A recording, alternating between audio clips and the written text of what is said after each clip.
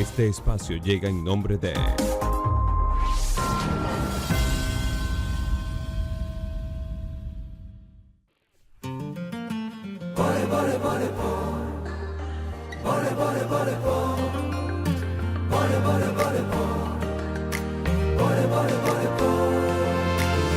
Si me olvidare de ti, oh Jerusalén, pierda mi diestra su destreza, mi lengua se pegue a mi paladar.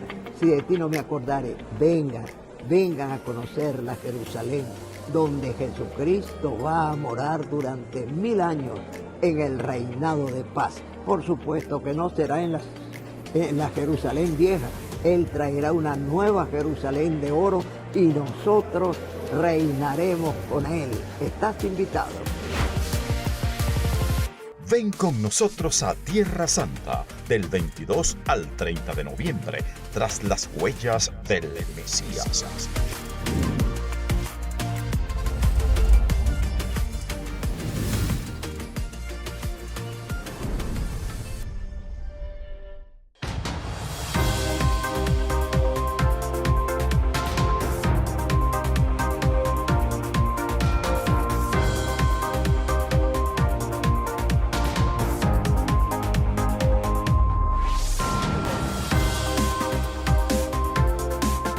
Israel bombardea otro edificio residencial y amplía sus ofensivas en Ciudad de Gaza.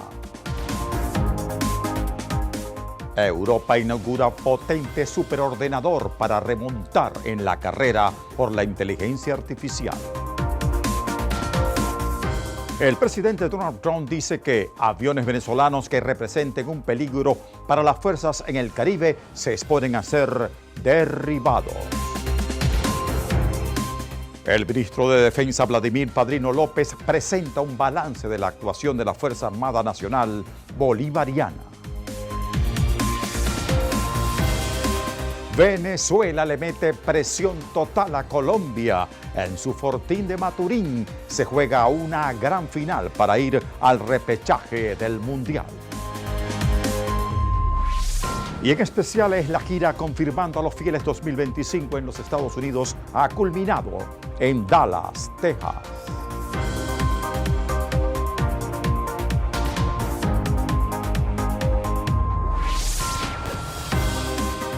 Bienvenidos a Luz TV Noticias, un espacio informativo de noticias equilibradas producidas por Luz TV Internacional. Soy Enrique López Alfonso y ya estamos listos para esta media hora de recorrido por el acontecer internacional, nacional y regional.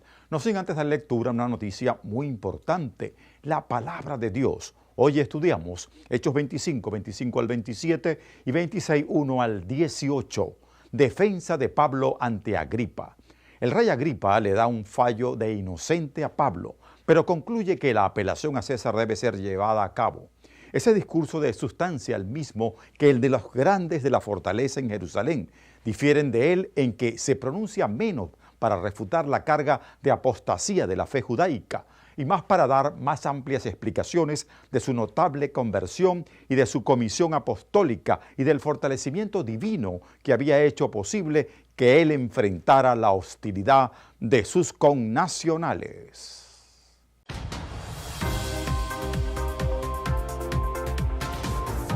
Internacionales. El ejército israelí afirmó haber bombardeado este domingo otro edificio residencial en Ciudad de Gaza, poco después de que el primer ministro Benjamín Netanyahu anunciara que sus tropas estaban ampliando su ofensiva contra el principal centro urbano de la Franja de Gaza. El ejército israelí afirmó haber bombardeado el domingo otro edificio residencial en Ciudad de Gaza. Acusan a Hamás de utilizar el edificio para vigilar la ubicación de las tropas israelíes en la zona. Hamás niega utilizar edificios residenciales con fines militares y, según la Defensa Civil de Gaza, el ataque contra la torre Al-Roya dejó un muerto. El primer ministro israelí Benjamín Netanyahu anunció el domingo que sus tropas estaban ampliando su ofensiva contra el principal centro urbano de la Franja de Gaza. Estamos destruyendo infraestructuras terroristas, destruyendo torres terroristas incriminadas y hemos establecido una zona humanitaria adicional para que la población civil de Gaza pueda trasladarse a una zona segura y recibir ayuda humanitaria ahí. Hasta el momento, unas 100.000 personas han abandonado Gaza. El ejército israelí había emitido 2 órdenes de evacuación para Al-Roya, instando a los residentes del complejo y de los alrededores a desplazarse hacia el sur, hacia la zona humanitaria de Al-Mawasi, en Han Yunis. El viernes y el sábado, Israel ya arrasó otros 2 edificios de viviendas con el mismo argumento de que Hamás los estaba utilizando como puntos de observación. Y el presidente de Estados Unidos, Donald Trump, lanzó el domingo en su red Truth Social lo que aseguró es su última advertencia al movimiento islamista palestino Hamás para que acepte un acuerdo para liberar a los 47 rehenes israelíes que siguen en Gaza. El ejército de Israel dice que 25 de ellos están muertos, pero el gobierno israelí pide sus restos. Y pasamos a noticias de tecnología y les contamos que Europa inauguró el pasado viernes en Alemania el superordenador más rápido del continente llamado Júpiter, con el que espera superar retraso en el campo de la inteligencia artificial y reforzar sus capacidades de previsión climática. Esta es la nueva apuesta europea para remontar en la carrera por la inteligencia artificial, un potente superordenador bautizado Júpiter. Fue inaugurado el viernes en el centro de supercomputación de Jülich, en el oeste de Alemania. Actualmente, Estados Unidos y China protagonizan una guerra codo a codo en la competencia por las porciones del mercado en una economía mundial impulsada por la inteligencia artificial. Pero nosotros en Alemania y Europa tenemos todas las posibilidades de alcanzarlos y seguir en carrera.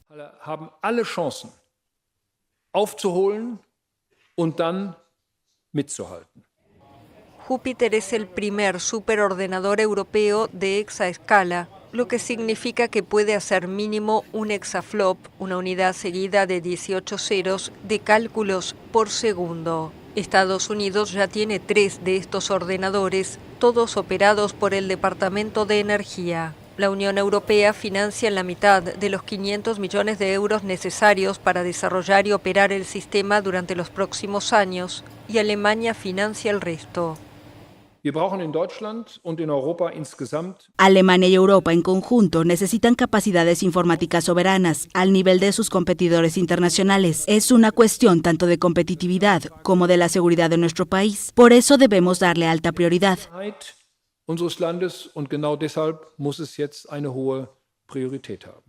Júpiter fue construido por un consorcio formado por Eviden, una subsidiaria del gigante tecnológico francés Atos, y por el grupo alemán Partec. De todas formas, funciona con chips de Nvidia, por lo que depende en gran medida de la tecnología estadounidense. El poder informático del nuevo superordenador estará a disposición de investigadores en numerosos campos y de empresas para entrenar sus modelos de inteligencia artificial. Y en otras noticias, los aviones venezolanos que representen un peligro para las fuerzas en el Caribe se exponen a ser derribados, declaró el presidente Donald Trump después de que cazas mandados por Caracas sobrevolaran un buque estadounidense en la zona. Estados Unidos derribará cualquier avión militar venezolano que represente una amenaza para sus fuerzas desplegadas en el Caribe.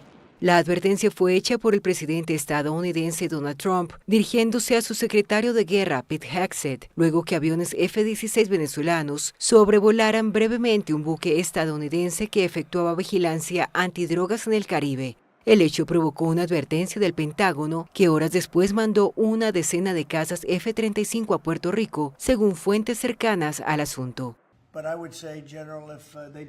Si vuelan en una posición peligrosa, diría que usted o los capitanes pueden tomar la decisión sobre lo que quieran hacer. ¿Entendido?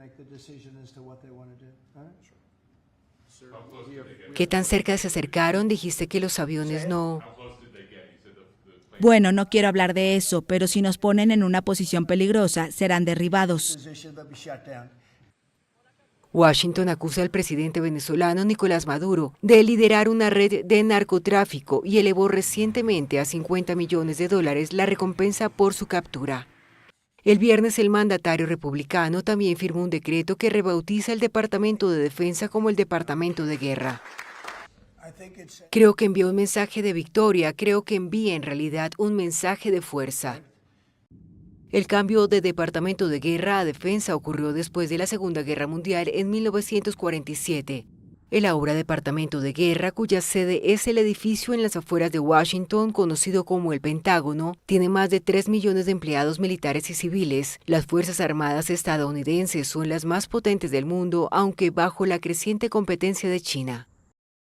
Y en otras noticias tenemos que el partido del presidente argentino Javier Milei sufrió una dura derrota ante la oposición peronista en las elecciones legislativas provinciales de Buenos Aires, una cita clave para medir la popularidad del gobierno.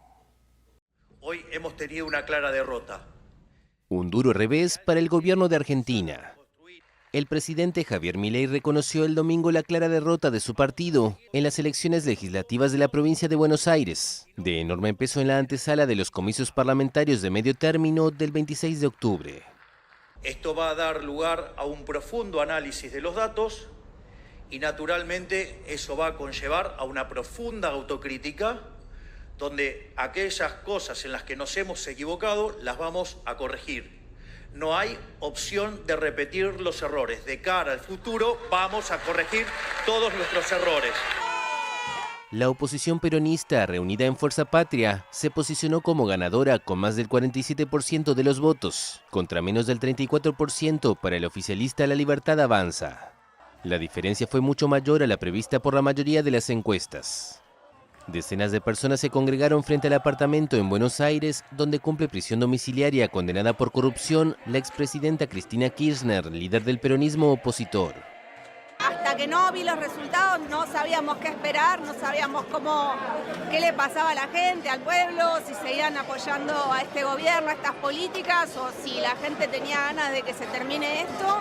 Y esto por lo menos nos da una esperanza de que, no sé, de las cosas mejoren, porque la verdad estamos mal, muy mal. Yo pienso que tiene que cambiar las cosas porque realmente con este presidente no se puede seguir estando. O sea, tiene mucha perversidad, creo, y genera mucho dolor en la gente. La gente no puede vivir angustiada, tiene que poder avanzar, tiene que tener esperanza. El gobierno llegó golpeado a la elección por el escándalo de presunta corrupción en la Agencia Pública de Discapacidad que involucra a la hermana y mano derecha del presidente, Karina Milei. 4 días antes de los comicios, el Congreso revirtió por primera vez un veto presidencial, dejando firme una ley que otorga más fondos a las personas con discapacidad. La provincia de Buenos Aires, gobernada por el peronista de centroizquierda Axel Kicillof, aporta más del 30% del Producto Interno Bruto argentino y reúne el 40% del padrón electoral nacional.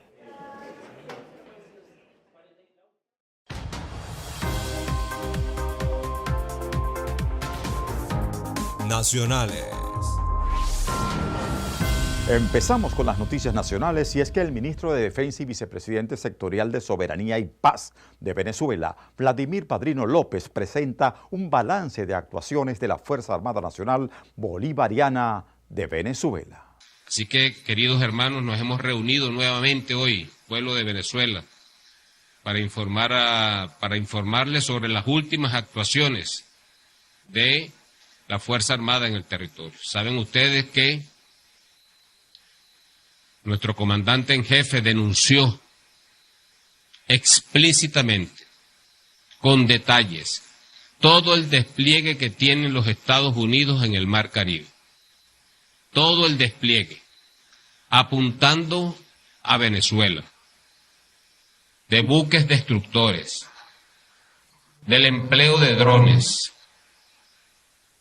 del empleo de helicópteros levantados, decolados desde las mismas cubiertas de los buques. Todo eso lo estamos observando desde aquí, desde Venezuela. Lo estamos observando porque es un pueblo que está vigilante, está alerta, no está asustado, no tiene miedo, pero está en permanente alerta, vigilante, repito, de toda situación que pueda atentar contra nuestra seguridad física y contra nuestra soberanía, Es el hecho, pues, es el hecho que viene de años. Escuchaba a nuestro comandante supremo, Hugo Chávez, en estos días, en un video, hablando del mismo tema, y eso ya hace unos cuantos años, tratando, decía nuestro comandante Chávez, de señalarnos como un narcoestado, y decía nuestro comandante Chávez que nosotros no somos sino una víctima del narcotráfico, de la producción de droga, de los carteles colombianos. Víctimas. Nosotros somos víctimas de los grupos armados. Y en otras noticias, el canciller de Venezuela llamó a los países de América Latina a reforzar su unidad ante el despliegue militar de Estados Unidos en el Mar Caribe. Durante un acto público en el marco del 210º aniversario de la proclamación de la Carta de Jamaica, el canciller de Venezuela, Iván Gil, invitó a los pueblos de América a reencontrarse con el espíritu del documento, especialmente frente al despliegue militar estadounidense. Invitamos 210 años después a todo el pueblo de Venezuela, a todo el pueblo latinoamericano a encontrarse en el espíritu de la Carta de Jamaica para ver su unidad, que hoy más que nunca vuelve a ser una referencia cuando, repito, tenemos en el Caribe, hemos visto un despliegue militar inusitado, un despliegue militar con una excusa perversa, diciendo que este pueblo es un pueblo que está vinculado a operaciones ilícitas del narcotráfico, cuando es todo lo contrario. El titular venezolano de Exteriores afirmó además que las acusaciones de narcotráfico por parte de Estados Unidos no corresponden a su juicio con la realidad, pues el país está, en su opinión, al frente del combate contra los carteles de la droga. Cambiando de tema, les contamos que casi 2 toneladas de drogas han sido incautadas por efectivos de la Fuerza Armada Nacional en el estado Táchira como parte del operativo Mano de Hierro. 938 kilogramos de cocaína, 769 kilogramos de marihuana, 39 kilogramos de droga Tusi, siendo esta la mayor incautación de droga sintética en el país, 210 kilogramos de sustancia precursora.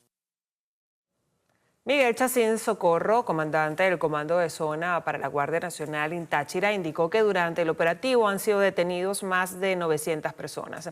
Detalló que algunas capturas fueron ejecutadas por intentar trasladar la droga dentro del cuerpo humano.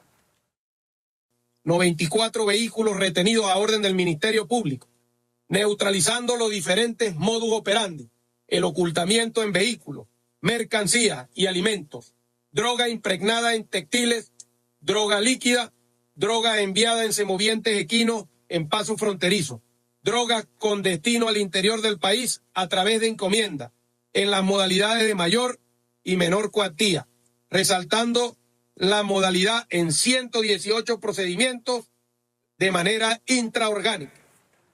Chacín indicó que han sido retenidas en 980 toneladas de mercancía por contrabando de introducción y extracción de más de 428 procedimientos y que también incautaron más de 172.284 litros de combustible.